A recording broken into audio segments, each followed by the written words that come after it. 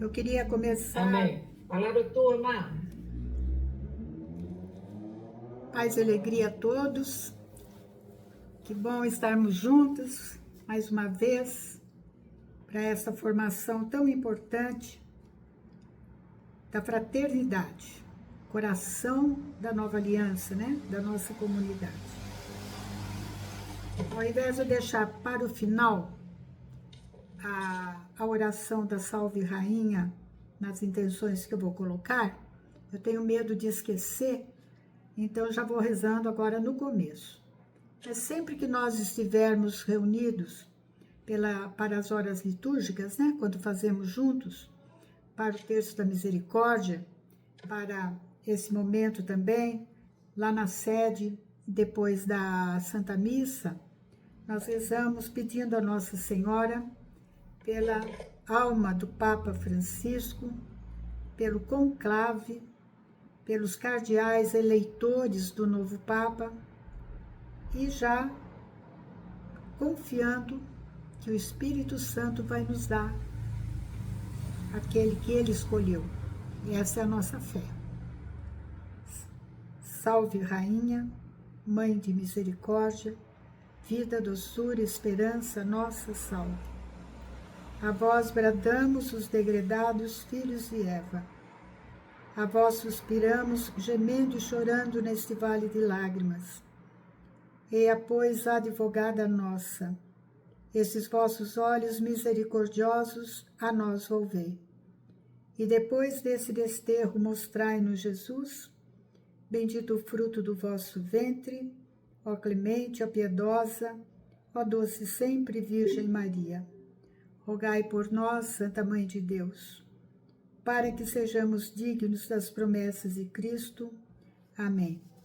Rezamos também nesse momento aquela oração, a coleta da missa para a eleição do Sumo Pontífice. Deus, pastor eterno, que governais o vosso rebanho com solicitude constante, concedei à vossa Igreja, na vossa infinita bondade, um pastor que vos agrade pela santidade de vida, que com vigilante solicitude dirija o vosso povo. Por nosso Senhor Jesus Cristo, vosso Filho, que é Deus e convosco vive e reina na unidade do Espírito Santo, por todos os séculos dos séculos. Amém. Louvado seja nosso Senhor Jesus Cristo. Para sempre seja louvado. Vocês responderam aí, né? Espere em Deus. Tá bom. Quero fazer uma recomendação inicial, que eu já fiz lá na sede, mas, gente, eu tenho que beber água, viu? Esqueci o meu copinho, então vocês me dão licença, eu vou beber na garrafinha mesmo. Vai fazer o quê? Para transtorno da Beatriz. Mas o que eu vou fazer? Eu não posso. Deixa. Então, talvez nem todos saibam que o versículo 8º do Salmo 138 foi o versículo que me deu a força para eu deixar a congregação das Irmãs Marcelinas e me aventurar a estar nas mãos de vocês, né? E a serviço totalmente de vocês. Então, eu pedi na sede e peço a vocês que cada vez que vocês reunirem fraternidade, se reunirem para a formação, rezem como se fosse uma jaculatória. O formador diz assim: não deixeis inacabada esta obra que fizeram vossas mãos. E todos respondem: completai em mim a obra começada. Eu inverti o versículo, tá? E a gente pode fazer isso porque muitos santos, quando citam as coisas, citam o versículo 5º, depois vai para o 12, depois vai para o 5º, para caber. Então, eu vou começar falando a primeira parte, e vocês vão responder completai em mim a obra começada. Podem abrir seus microfones aí que eu quero ouvir vocês falarem. Abre os microfones. Vai dar confusão, mas não faz mal, não. Aqui nós estamos para isso. Senhor, não deixeis inacabada esta obra que fizeram vossas mãos.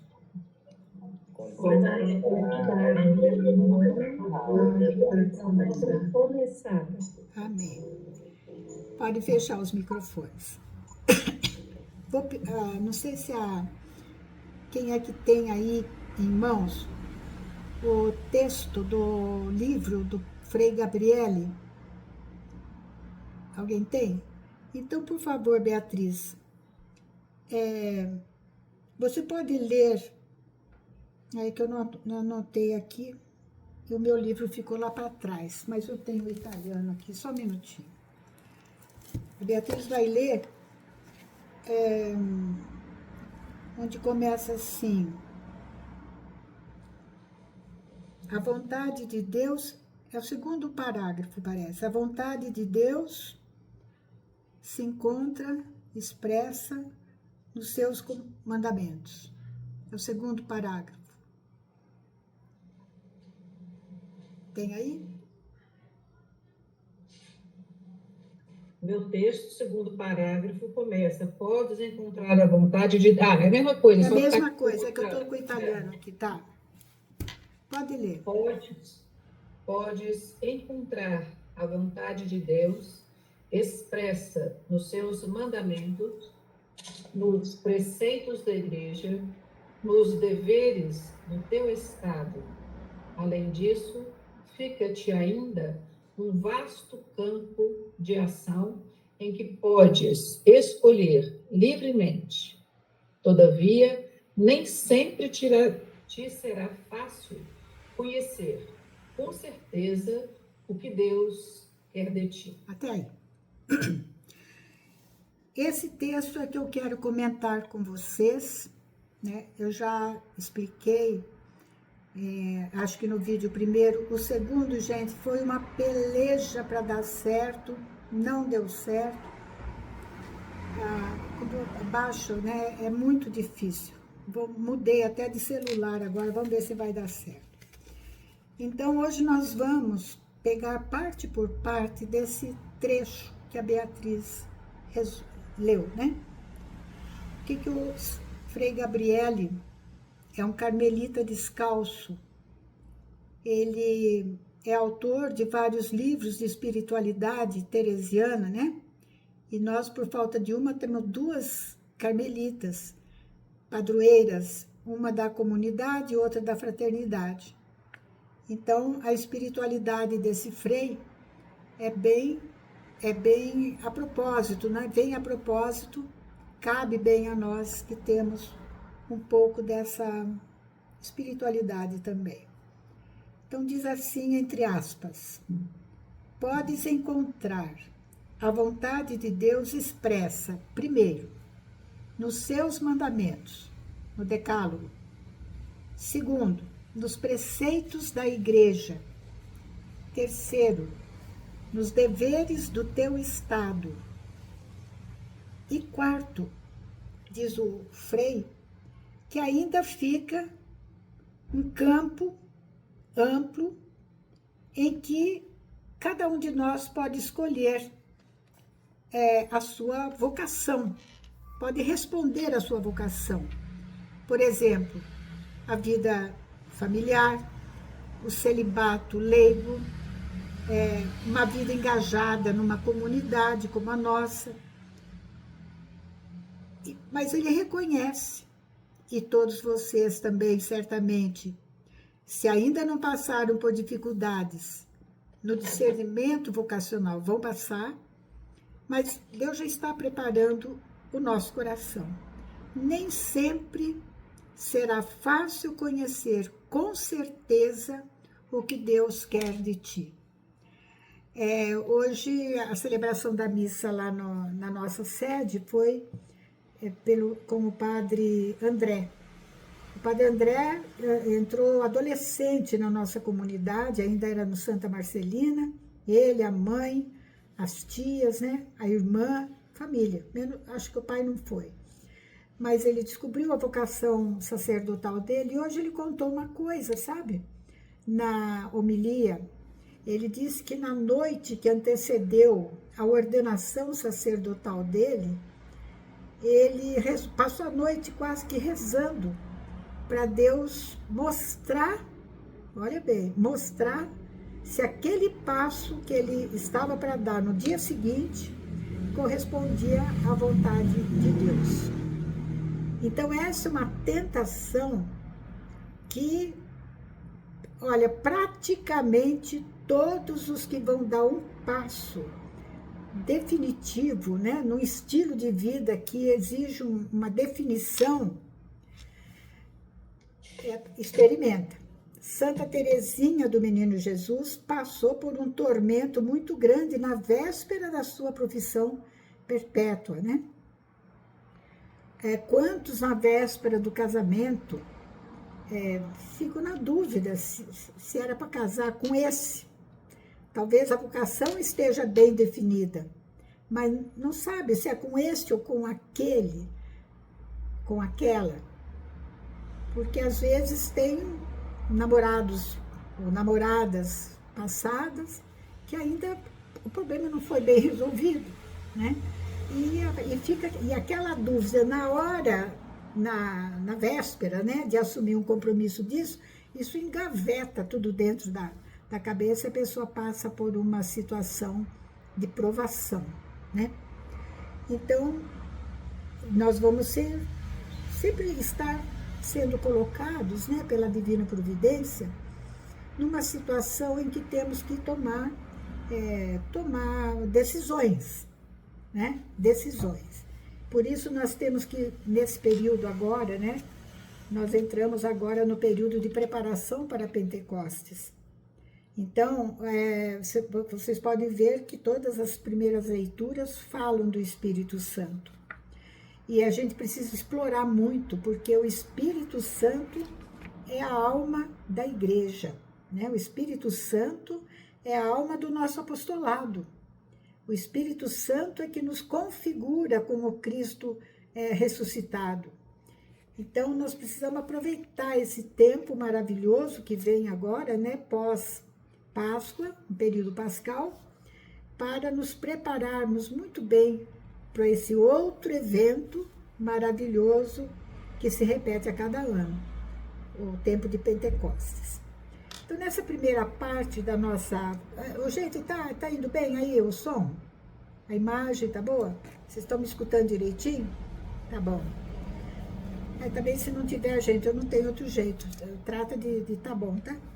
Então, a primeira parte da nossa formação hoje, eu peguei essa frase. Podes encontrar a vontade de Deus expressa nos seus mandamentos.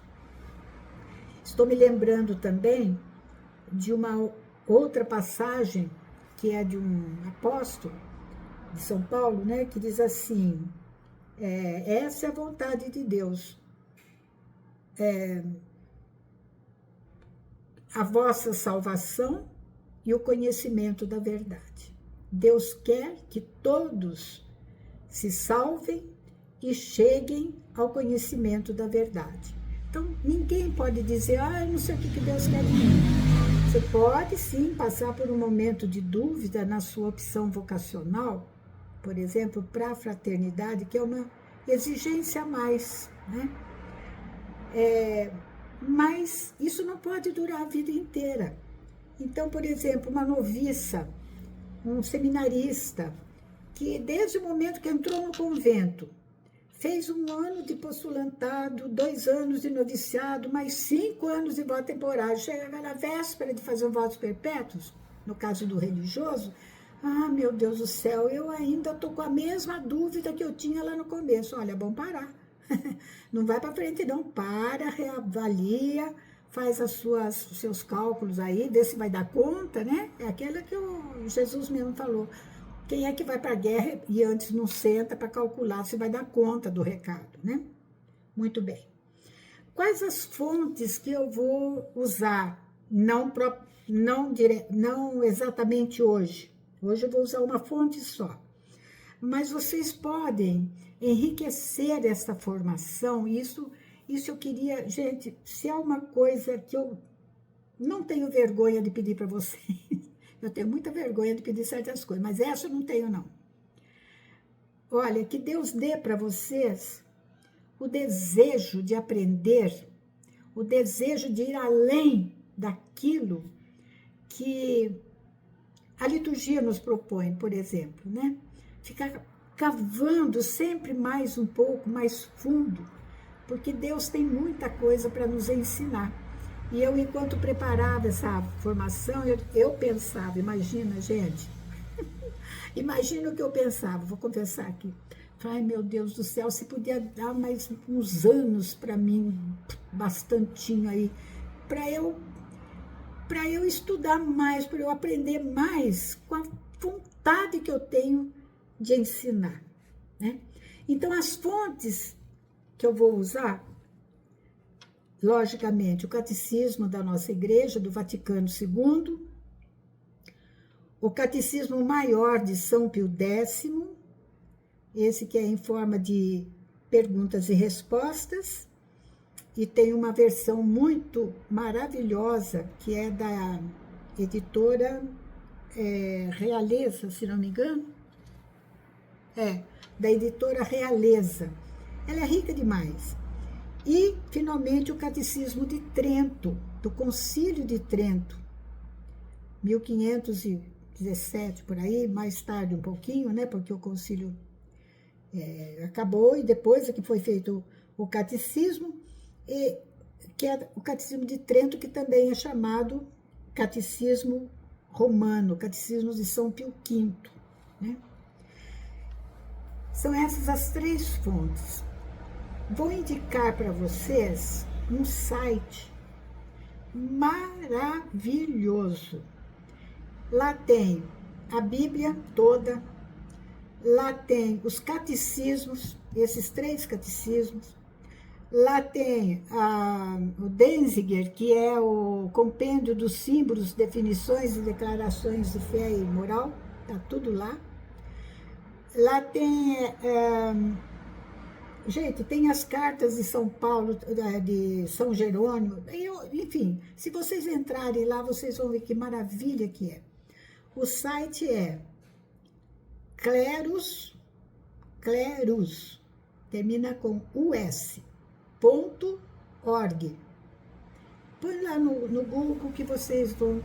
Depois vocês, lá na barrinha lá de cima, vocês fixem esse site e vocês fazem uma pesquisa que vocês quiserem. Tem uma catena áurea lá, que é das cartas dos apóstolos.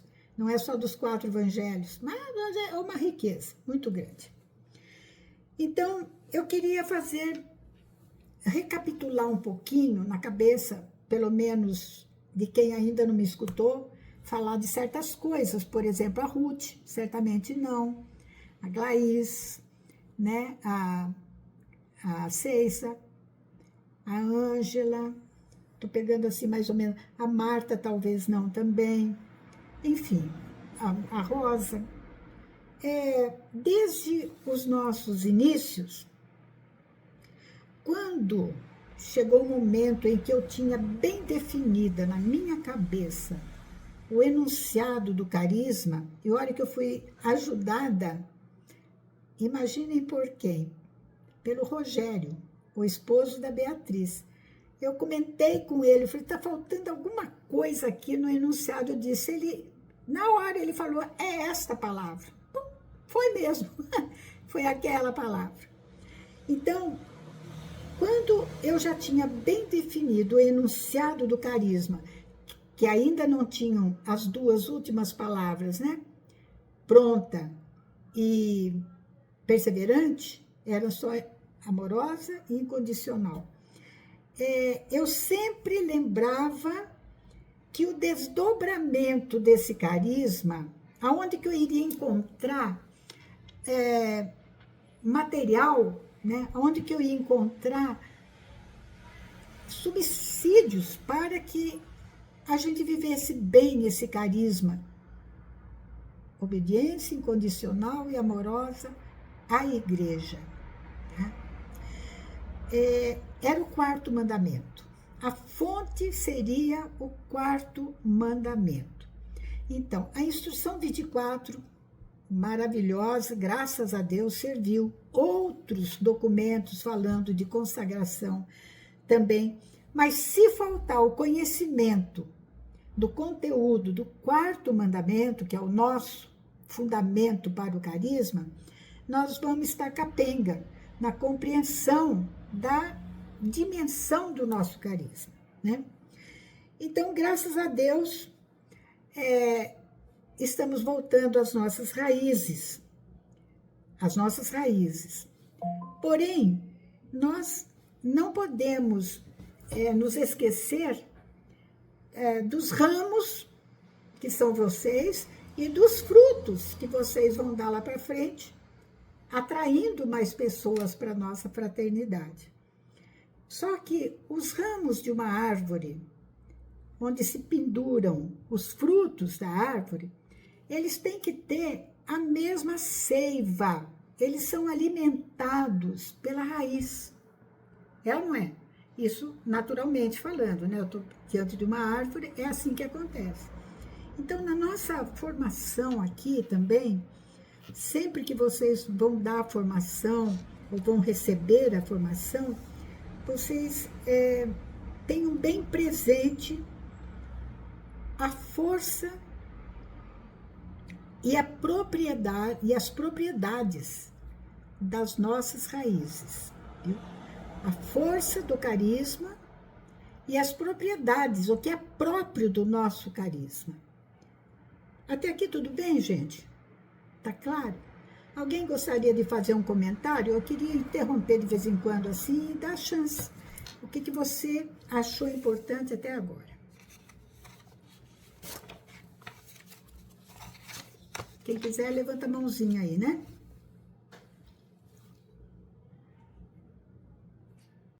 Alguém vai falar, Laurinda? A Márcia, que a senhora sugeriu um filme, eu queria saber se vocês já assistiram o filme Conclave? Conclave. Eu não vou assistir, não. Já sei que vai ser uma palhaçada. Não, tem muita coisa que... Alguém já viu? Eu acho que o fim é que é triste. Mas... Vale a pena? Vale a pena, porque eu acho que é por aí que é a discussão, né? A discussão toda. Né, Beatriz? Concorda? Ele é um filme de ficção, Eu né, não Laurinda? sei, não. Ele é filme de ficção. O que me aborreceu muito no filme. Primeiro, né, saber toda essa parte política do que acontece dos conchatos deixa a gente muito triste com relação à igreja, mas a gente sabe que isso existe. Mas a parte tendenciosa do final é muito grave. É muito grave. Então, assim... Não fala, Beatriz, deixa o pessoal ver. Vocês querem ver? Uai. Você pegar, contar o final do filme... Mas é grave a parte que faz isso, ela é ideológica, ela é tendenciosa e ela é perigosa. Porque você vai vendo isso, você vai abrindo a mente das pessoas para que dentro da igreja tenha homossexuais, em que isso é fato, porque os homossexuais estão dentro da igreja, a mudança de sexo já faz parte da nossa atualidade, então por que não? Se o próprio Papa autorizou que um cardeal se tornasse Papa, porque se ele era cardeal, ele poderia então se tornar Papa, e ele foi escolhido Papa, e ninguém sabia da opção sexual dele, da situação corporal dele, que o fazia ter os dois sexos. Então, isso é uma tendência que se abre para que as pessoas concordem, mas ele não tem culpa. E assim, é tão tendenciosa porque ele era o único que era o melhor. todos os outros que eram apresentados tinham um viés muito maligno contra uma igreja para o povo, porque era muito política. Ele não. Era o único que era bonzinho. É óbvio que eles vão fazer isso. É igual quando quiseram começar as mulheres a desquitar, né? Aí a mulher podia casar de novo porque encontrava um homem bom, que a acolhia, acolhia seus filhos, dava a ela o que ela precisava, o carinho. Fizeram a mesma coisa com o Papa. Era o único que era caridoso, era o único que pensava nas coisas da igreja, era o único que era centrado, era o único. Ninguém sabia da situação dele e ele foi eleito. E o cônego, é o cônego ou o decano? Decano, que foi conversar com ele, soube da história, descobriu a verdade, mas ele já estava eleito e fechou a boca, ele fez sentar. Fala a verdade. Né? É uma tendência que todas as pessoas que têm uma dificuldade com a verdade, se Deus permitiu que ele fosse assim, então, por que não? Por que não? É esse por que não que eu, Beatriz, fiquei aqui na minha cabeça, eu fui dormir com isso. Puxa vida, mas era o único que era bom, que poderia dar alguma coisa para a igreja. Será que ele era o de Deus? É muito difícil. Essas tendências e essas ideologias que vão implantando no nosso inconsciente e nas nossas decisões é que trazem a homossexualidade para a história sem pensar na alma da pessoa. Sabendo que aqueles que... Eu falo muito isso com as pessoas. Nós somos sensíveis. Somos pessoas que o sentimento nos envolve. Então, a homossexualidade está chegando dentro da nossa casa. Aí nós vemos os nossos filhos, que vão tendo filhos, que vão ver, mas ele é tão feliz, é tão harmonioso, tantas famílias desestruturadas, mas esse que pode perder a alma dele por um desvio, mas ele vive tão bem, será que Deus não é misericordioso? Aí começa a caridade a abrir no nosso coração, e a gente esquece que esse corpo, que tem uma tendência, pode morrer e ir para o inferno. A gente esquece desse detalhe, porque, mas é tão bom. É um perigo, gente. É um perigo nós deixarmos ser envolvidos pelas emoções e pela nossa desordem espiritual. É muito perigoso, gente. É muito perigoso.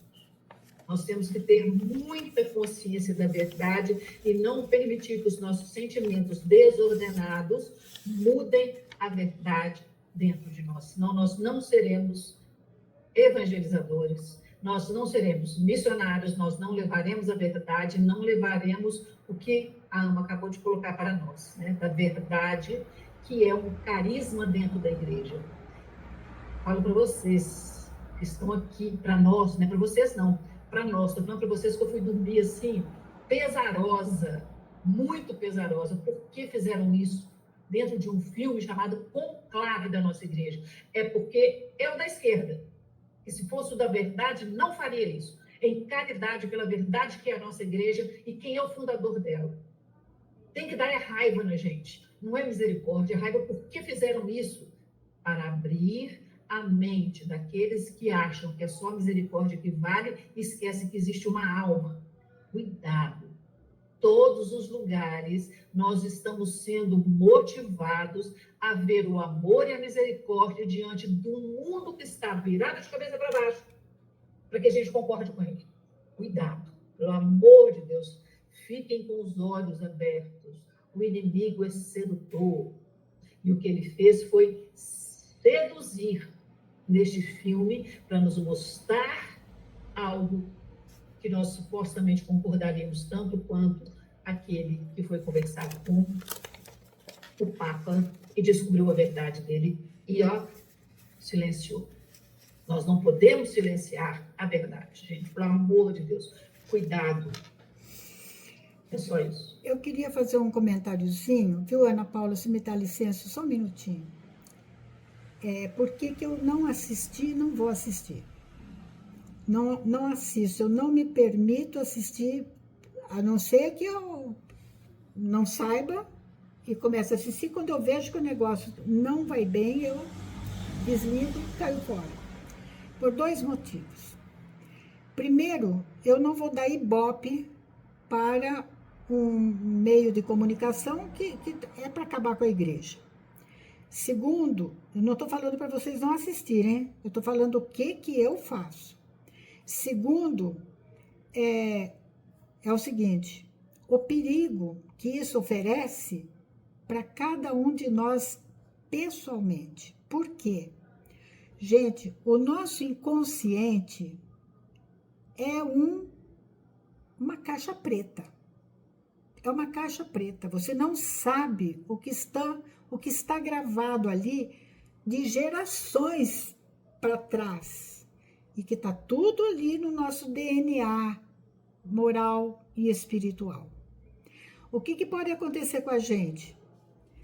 O demônio se vale de uma cena, se vale de um assunto, se vale de uma palavra para cutucar um negócio que está lá não sei aonde, lá enterrado, lá não sei aonde, e aquilo vem vindo e traz para mim uma dúvida existencial, uma dúvida de fé, que vai crescendo, e eu vou perdendo, vai minando o meu psicológico, o meu emocional, a minha espiritualidade, a moralidade, o amor pela igreja, as coisas.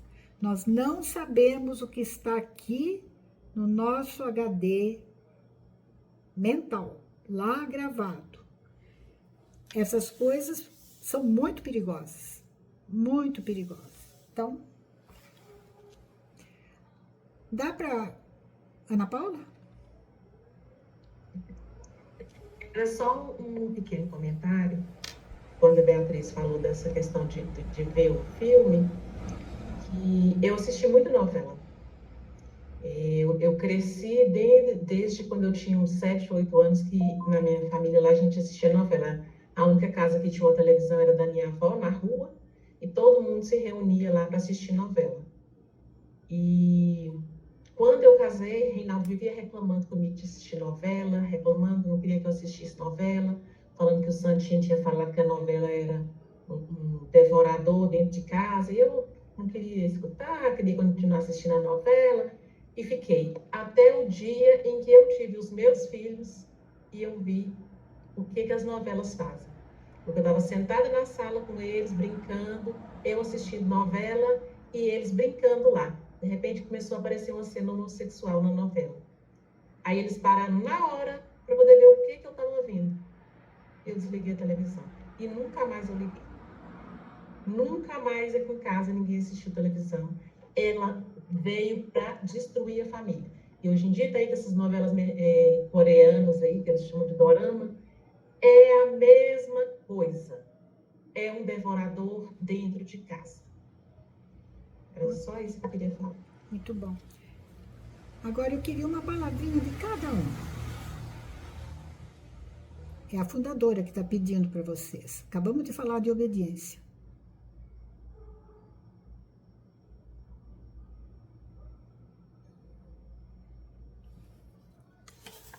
Boa noite, paz e alegria. Então, toda essa formação, ela foi muito válida para mim, porque, assim, eu me vi nos vários momentos da minha vida, né? Quando fala nos textos lá, da épocas antigas comparadas com as de hoje, como que eu fui criada, a educação que meus pais me deram, e hoje eu vejo como que são criados os meus sobrinhos netos. Essa é uma coisa que eu sempre falo na fraternidade, as lembranças boas que eu tenho da minha infância. Falei muito sobre isso. Minha avó me ensinando a rezar, me levando para a igreja, uma família harmoniosa, eu não tinha maldade, até hoje sou um pouco lenta nessa questão de maldade. De vez em quando eu me vejo em apuro por conta disso, né? Porque eu não fui criada com essas malícias na minha cabeça. E na medida que o tempo foi passando, que eu fui vendo isso, eu tive algumas crises existenciais. E ainda hoje eu tenho.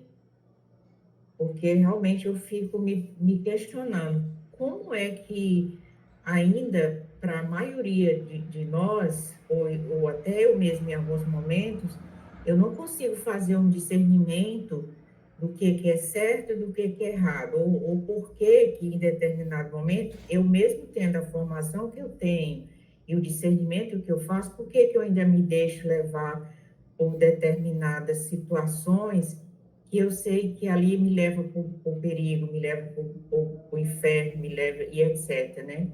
Então, assim, a minha missão, ela está muito ligada, eu me preocupo muito, né? Com a minha família, sim, mas eu também me preocupo com as pessoas que estão ao meu redor. E eu tenho visto, assim, como que pessoas têm se perdido por conta de não querer realmente ver a verdade. A verdade dói, né? A verdade dói. Quando a gente realmente diz assim, eu quero viver essa verdade, você incomoda muitas pessoas que estão ao seu redor. Mas é muito libertador quando eu tomo uma decisão, por mais simples que seja, e essa decisão eu levo adiante, né?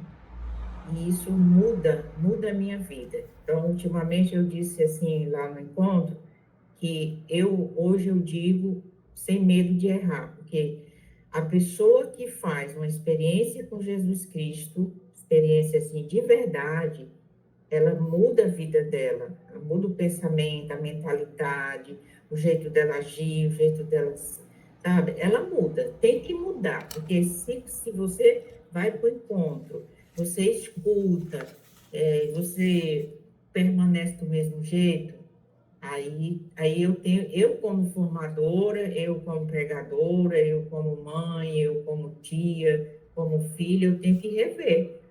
O que eu estou ensinando para essas pessoas que não estão se modificando ao meu redor? Então, essa formação de hoje me deixou muito gratificada em relação a isso. Muito obrigada, Luzinha. O diácono tinha levantado a mãozinha. Eu acho melhor deixar para outras pessoas, né? Fale agora, fale agora. Agora é a hora. No final você só vai dar a benção.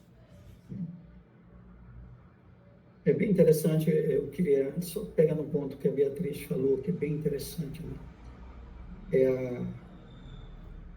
É nós darmos importância para a alma do outro. Sabe, isso daí acho que não existe coisa mais maravilhosa do que isso. Nós nos empenharmos e também fazermos de tudo pela salvação eterna do outro, né? Tem muitos filmes aí que existem, que é um fundo musical belo, é o marido ou a esposa que é casado, se apaixona pelo marido ou a esposa da outra, né? Então, os dois começam, é um ambiente que no fundo, a gente, sem perceber, a gente acaba torcendo para que ela deixe o marido dela, né? Ela deixa o marido dela e ele deixe a esposa dela. É um negócio maligno, isso daí. Torce pro bandido, né? E a gente tem que ter muito cuidado com isso. Muito, muito cuidado com isso. Porque se a gente não tiver cuidado, a gente se deixa envolver por esse clima, é a música, é o ambiente. O filho das trevas, não é à toa que Jesus falou que ele é muito esperto, né? Mais esperto que os filhos da luz. Mas eu queria tocar nesse assunto aí da questão da salvação da alma. Recentemente, uma senhora procurou a minha França. Aqui nessa sala onde nós estamos, foi aqui que nós tivemos a conversa com ela. Ela já começou a conversa chorando. Qual era a angústia dela? A filha dela tinha chegado para ela e disse que ela ia sair de casa para viver com uma outra pessoa. E ela, muito, muito, muito angustiada, Ela disse, seu Antônio, dona França, o que eu faço agora na minha vida? Ela veio em busca de uma luz. Aí eu disse para ela, olha, você não pode deixar de amar sua filha, mas isso não quer dizer que você concorde com os atos dela. Você tem que tratar ela bem, orientando ela direitinho, né? Orientando, olha, você não pode permitir, eu dou uma sugestão para você, você não pode permitir que ela traga a companheira dela para ir na sua casa. Tá? E fui orientando ela, né? Mas um dos pontos que eu falei, que eu toquei, eu com a França, nós tocamos no final, foi essa questão da salvação da alma. Disse para ela, reze por ela, porque talvez você seja a única pessoa que vai salvá-la. Reze, reze, reze. E com certeza as suas orações não vão ficar sem resposta. Deus vai dar uma resposta para você. Talvez não seja no momento que você espere. Talvez seja até num outro momento já de partida, né?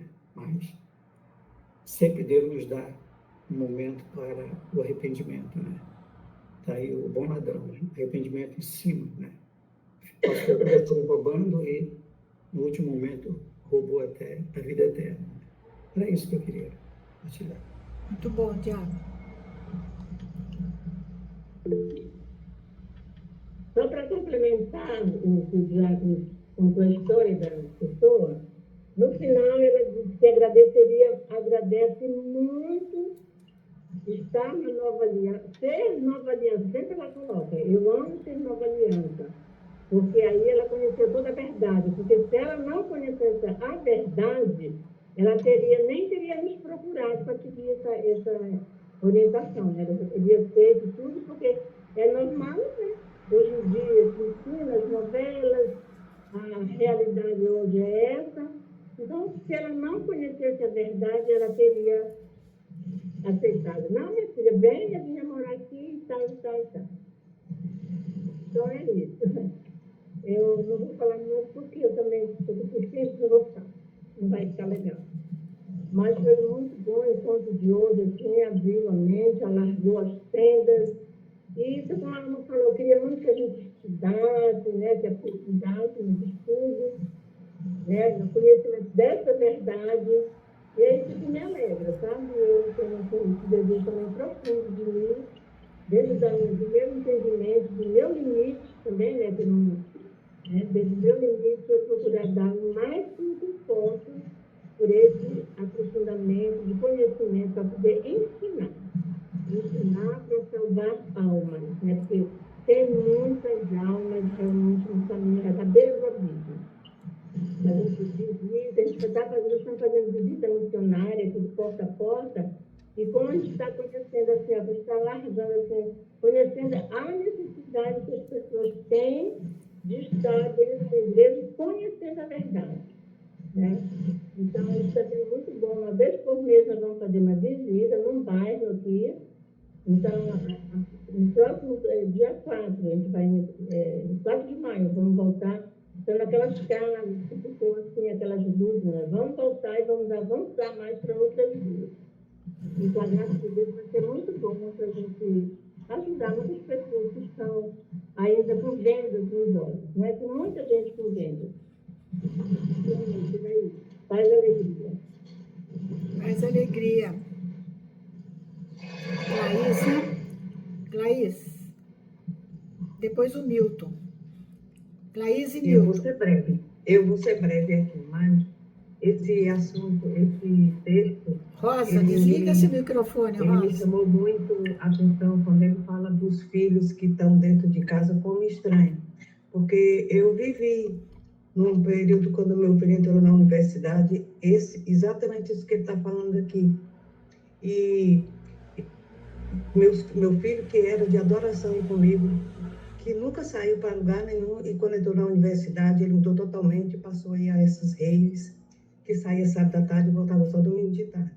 Até o dia que eu me dei conta, né, que isso não estava certo, e precisamos falar com ele. E eu rezei muito, fui falar com o padre, sentamos na mesa, os 4 aqui, eu, a minha filha, ele e o meu esposo, para falar sobre isso. E eu só descobri porque eu fiz uma coisa que ele nem sabia, mas eu fiquei gravando todas as conversas dele naquela época no computador. E aquela mais cabeluda eu tirei e levei para a mesa, para a conversa. E ele falou de fato assim que ele não tinha nada a ver com droga, que ele só gostava da música e tudo. Mas assim, naquele dia ele disse: nós somos uma família, mas a família que eu fico sozinho no quarto, a minha filha, né, ficava trancada no outro estando para a faculdade, eu ia para a igreja e o pai estava dormindo. Então, que família era essa? Então, ele questionou muito isso, né? Então, a partir daquele dia, dessa conversa, eu procurei conciliar trabalho, família, e ele sempre, eu mudei toda a minha atitude.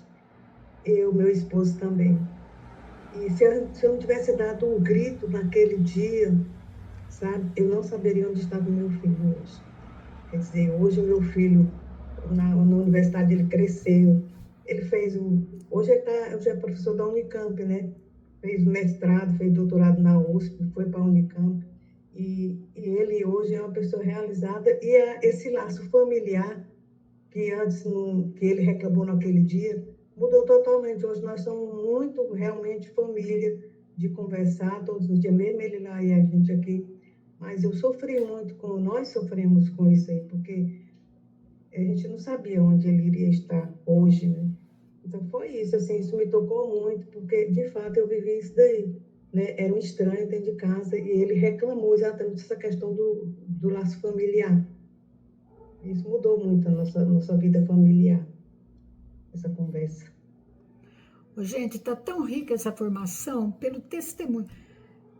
Está dançando aqui, está saindo do lugar a Celinha aqui? Na sua também tá? Agora parou. Nós éramos 20 pessoas. É a internet. É a internet. Milton, com a palavra. Eu vou parar de gravar, que agora é só partilha, ok? A formação já acabou? Sim. Ok. Quando a Mar perguntou o que aquele texto está fazendo na nossa reflexão, eu pensei, mas essa é simples. O tema, o subliminar de toda essa reflexão que eu entendi é obediência. Na desvalorização, nessa alteração dos costumes e na degradação da sociedade, está a degradação da obediência que mantinha as famílias unidas. Mas eu queria pegar um gancho numa questão que a Beatriz falou no final sobre o filme lá do Conclave, de uma coisa que é usada muito como mote pelos progressistas. Ele nasceu desse jeito, ele é homossexual, ele nasceu desse jeito, que culpa ele tem? Não tem culpa nenhuma, mas não tem problema nenhum, é só viver a castidade, simples assim. Se você é solteiro e heterossexual, você só vive a castidade, está tudo bem. Se você é homossexual, vive a castidade também. Se eu sou hétero e casado, eu preciso viver a castidade dentro do meu casamento. Por quê? Porque o cara homossexual não pode viver a castidade. E ele acabou. Não tem problema nenhum. Se a sexualidade dele é um problema hormonal e físico. Agora, se é algo que muitos falam, opção, aí é pouca vergonha, ele não está querendo saber de igreja de coisa nenhuma. Paciência. É outra coisa, ele não quer. Isso mesmo. É isso aí, valeu. Muito bom, meu. Meu microfone está ligado aqui, eu esqueci de desligar. Mas não é o caso, não. Né? Ele era sério, ele não era promíscuo, ele só tinha nele os dois sexos e ele não quis fazer cirurgia para se definir enquanto ser homem. Né? Mas isso é uma brecha. O problema é ser a brecha, para mostrar que... Aquela música que eu cantei lá não é do Caetano, não, né? Que eu cantei no dia da pregação. Ser um homem feminino não fere o meu lado masculino. Se Deus é menino e menina, sou masculino e feminino. Foi nessa época que começou a se dizer que era normal, né? Então, não é a atitude dele. Ele tinha as atitudes, como eu disse, ele era o melhor de todos, em todos os sentidos. Mas existia nele algo que era um precedente para ele não ser. Mas colocaram lá, e a partir da hora que você coloca abriu a exceção, virou regra. Né? Então, por que não? Ele era muito sério, ele era realmente, de todos, aquele que teria a melhor capacidade de conduzir a nossa igreja se ele não tivesse O probleminha. Quem vai falar? Francis, abaixa sua mãozinha, minha filha. Enquanto não falar todo mundo, nós não saímos daqui hoje. Ô, Amar, então deixa eu só dar uma instrução aqui para facilitar, para que realmente todo mundo seja breve, né? Porque, olha, faltamos a maioria, falta-se a maioria. Então, só para a gente testemunhar de forma breve. Jaqueline. Posso falar? Tá bom, obrigada, boa noite. E eu fiquei logo assim no início que a Alma falou, a força e a propriedade do nosso carisma. Se nós, né, que somos criados dentro da nova aliança, viver verdadeiramente essa força do nosso carisma, eu digo hoje, no nosso estado de hoje, não fica difícil de levar a verdade. Se a gente ficar no passado, realmente a gente vai ter que ir lá buscar os nossos pecados, como fala no primeiro mandamento, amar a Deus, e ali não educamos os nossos filhos de acordo com a vontade de Deus, com uma catequese, né? Claro, um dia desse eu fui me confessar com o padre, fui falar, lembrei lá do meu passado, na minha adolescência, e falou, mas lá naquela época você não tinha esse entendimento. Mas eu fiquei ainda incomodada, sabe? Eu queria uma penitência. Então, enfim, então é viver esse carisma, porque essa inversão de valores está ficando muito comum dentro da nossa casa. Enfim, e essa que é a tristeza, eu acho, que da maioria, né? Entre a nossa família, mas nós não podemos ter esse tal respeito humano também, que acaba sendo um pecado, né? Então, precisamos viver como aqui o valor da obediência, onde a Alma logo falou, a vontade de Deus expressa nos seus mandamentos. É isso. Muito bem, Jaque. Ruth. Boa noite. Como participando hoje, né, essa formação realmente está sendo muito boa para mim, né, e gostaria só de compartilhar algo que aconteceu comigo nesse final de semana em Mãe do Rio, no interior que eu morava. Nós viajamos um domingo para lá, né, para participar, estar com a família, almoçar com a minha irmã, e fomos para a missa lá, e na cidade lá só teve uma missa da Páscoa, que foi à noite. Então, a cidade toda estava nessa missa. Quem participou da missa estava nessa missa, né? No domingo à noite da Páscoa. E aí chegamos mais cedo, ficamos na frente, e a primeira coisa que eu observei, né? Jesus não estava lá, o crucifixo lá no altar, de frente para o padre, né? Ali como todas as paróquias têm. O crucifixo lá, é só uma cruz e um tecido branco, como se fosse uma igreja evangélica. Eu observei aquilo ali, me deixou de certa forma triste. Mas o principal, assim, na homilia, né? Como a igreja é cheia, tanta gente lá, e o padre tem a oportunidade de falar realmente do pecado, da ressurreição, de tudo aquilo lá, né? O que foi a quaresma para nós. E aí ele veio falar que da ressurreição, uma vida nova, mas foi falar para o lado exterior, né? Que todo dia nós morremos. Começou a falar que o padre mudou, sabe, uma coisa assim. Aí eu só ficava cutucando o Fabiano aqui. Eu digo, meu Deus. E aí, agora uma coisa assim que eu disse, agora ele vai falar do pecado. Todo dia nós morremos, né? Todo dia nós morremos. Então agora ele vai falar do pecado. Aí falou que todo dia nossas células estão morrendo e nós estamos... Todo dia nossas células morrem, todo dia nós estamos morrendo, a cada dia, tudo passa. Eu disse, meu Pai do céu. Quer dizer, não falou do pecado, não falou de ressurreição, não falou de Jesus Cristo. Sabe assim, aí eu fiquei, meu Deus, como? O que está acontecendo com a nossa igreja? Eu fui lá dentro, né, lá em Mãe do Rio, tantas pessoas precisando, as famílias participando, e o que é que o padre tem? Vazio, a gente vê que não tem oração. A gente percebe, porque... na nossa comunidade, né, como eu vim aí depois na minha família teve outras coisas que aconteceram, questão aí fui comentar com a minha irmã, né, olha a missa, o padre assim, falou isso, aí quando ela disse assim, mas eu gosto desse jeito, assim que eu gosto. Nossa, aí eu disse, Ruth, eu não gosto de que fale de demônio, que fale de inferno, de não sei o quê. Aí eu fiquei calada, porque eu não aguentei, sabe? Porque eu ia falar umas coisas, mas aí depois, aí teve outro caso da minha sobrinha lá, que eu falei, olha, eu dei um presente para ela de Jesus, né? Falei, olha, foi por você que ele morreu, né? Um presente rapidinho para não alterar. Mas ela disse assim, ela não gosta nada que fale de Deus, ela não quer nada de Deus. Eu falei assim, o que é que Jesus tem a ver com o problema de saúde dela? O que é que Jesus tem? Ele quer curar ela. E ela faz se afastar cada vez mais, né? Então, o que aconteceu, gente? Eles me veem como uma pessoa radical demais, né?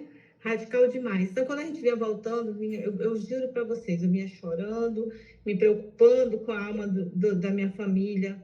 Sim, são minha irmã, são meus sobrinhos, são que não vivem uma vida. E eles declaram, o meu sobrinho falou mesmo, eu não acredito, eu sou ateu mesmo. Falou na minha cara isso.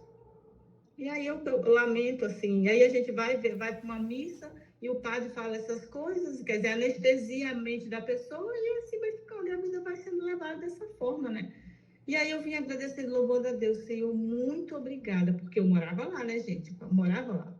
Agradecer a Deus por conhecer, por ter vindo para cá, com toda a situação que eu tive, mas vim para cá e ter sido, e Deus ter me levado para a Nova Aliança, ter me trago para a Nova Aliança, porque eu estou aprendendo. A cada dia eu vou aprendendo para poder ajudar as outras pessoas, porque eu vim para servir, não é só para mim. Então, tudo aquilo que eu aprendo, eu quero levar para o outro, só que às vezes eu não tenho oportunidade. Quer dizer, onde eu queria mais falar, que dentro da minha família, eu não tenho essa oportunidade de falar. O outro me ouve, mas dentro da minha casa ou da minha família, em reuniões, não consigo falar de Deus, não consigo ser eu mesma. Eu tenho que ficar botando uma máscara aqui, uma capinha ali para, sabe? Mas só que domingo agora eu tive que falar. Algumas coisas eu falei que eu tive que falar, foi preciso, tá? Mas muito obrigada pela oportunidade de aprender mais e mais. Boa noite. Boa noite, Juliana. Depois a Maria Conceição. Tira a mãozinha aí, Ruth. Ruth, tira a mãozinha. Isso. Eu fiquei com essa frase que a Má pesquise e pergunte por que as pessoas estão se afastando. Essa importância de conhecer as pessoas. Eu tive uma experiência como catequista de uma moça e ela era uma moça boa, normal, nunca faltava os encontros, participativa. E um dia ela veio acompanhada de uma outra moça. Eu achei bem estranho. Aí no outro encontro, né, eu chamei ela para conversar e eu perguntei, ela é sua namorada? E ela falou, Juliana, é minha namorada. Aí eu falei assim, olha, você não vai poder receber os sacramentos. Você sabe disso, não sabe? Ela falou, sei, né? Eu tenho consciência disso. Eu falei, então você tem que pensar bem sobre a sua vida. Quando você tomar a sua decisão, volte e eu vou estar aqui esperando por você. O que eu posso fazer é rezar por você. Né? Reze e peça a Deus um discernimento na sua vida. E ela compreendeu. Ela não ficou chateada, mas ela também não voltou mais aos encontros da catequese. Ela se afastou e nunca mais a vi. Mas até hoje, assim, eu a coloco nas minhas orações para que Deus possa tocar de certa forma, né? A gente não pode perder a esperança. Então, é isso, esse contato próximo com as pessoas, de conhecer a vida, a sua condição. Dentro da comunidade mesmo, Nova Aliança, nós precisamos ter esse olhar atento para com o outro, porque nós nunca sabemos o que o outro está vivendo, né? Mas se der uma abertura, as pessoas certamente abrem o coração e partilham sobre suas vidas. É isso. Mas, Juliana, uma perguntinha. Ela frequentava a comunidade? Quando você fala catequese, é da paróquia ou é a comunidade? Não, é da paróquia. Ela não frequentava a comunidade, não. Só a catequese mesmo. Porque se acontecer de entrar uma pessoa assim na comunidade, o mesmo critério que o diácono falou, né? A mãe vai amar a filha. Então, acolher, não botar para fora de casa. Como nós não vamos pôr para fora da nossa comunidade uma pessoa que seja desse jeito. Mas não permitir que o outro lado venha junto, aí não. Entendeu? Porque senão, no ambiente da comunidade, está parecendo que nós estamos aceitando a situação. Não, nós estamos aceitando a pessoa. A situação, não. Então, quando aparecer qualquer tipo de pessoa que seja, e venha, é um desafio para a nossa missão. Nós temos que salvar as pessoas. Se a gente pôr para fora, aí que ela vai se perder. Porque aonde que ela vai escutar a verdade, onde que ela vai escutar, onde que ela vai ser acolhida, onde ela vai experimentar Deus? É no meio de nós. Agora, aceitar a situação dentro da comunidade, dentro de casa, jamais, né? Jamais. Então, fica aí para todo mundo, né? Conceição, São Paulo.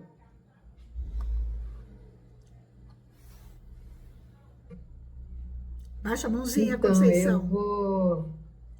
Me identifiquei aqui com a Ruth, da história dela, né?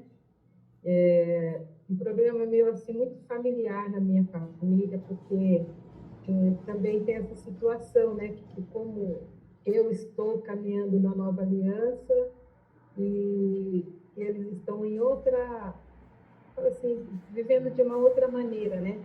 Então, eu não consigo me encaixar muito assim na família. E quando eu estou com eles, ou eu me calo e fico na minha, ou então eu arrumo alguma coisa para sei lá, para ficar meio fora, né, deles.